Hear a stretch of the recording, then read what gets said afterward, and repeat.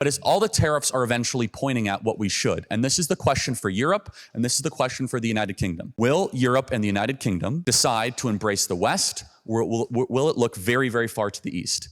The rising power struggle in front of us is all the things we've talked about, but it really is the Chinese Communist Party versus Western values. The Chinese Communist Party is antithetical to even those of you that are liberal in this audience right now, is antithetical to what you believe and how you believe it. The CCP is the greatest threat to so many of these different things on the planet.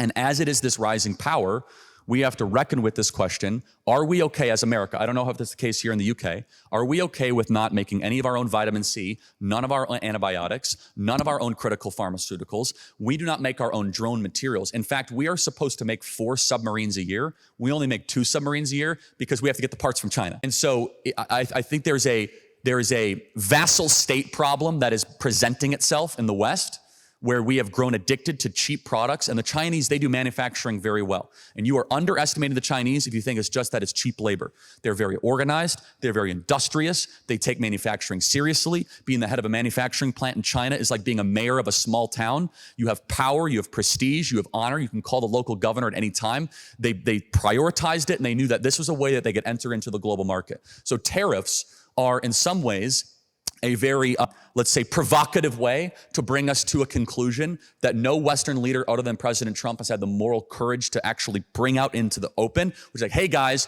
this century will be defined as to who actually stands up against China, and it's better that we do it in 2025 other than 2045 because we might not have the chips to bargain against them.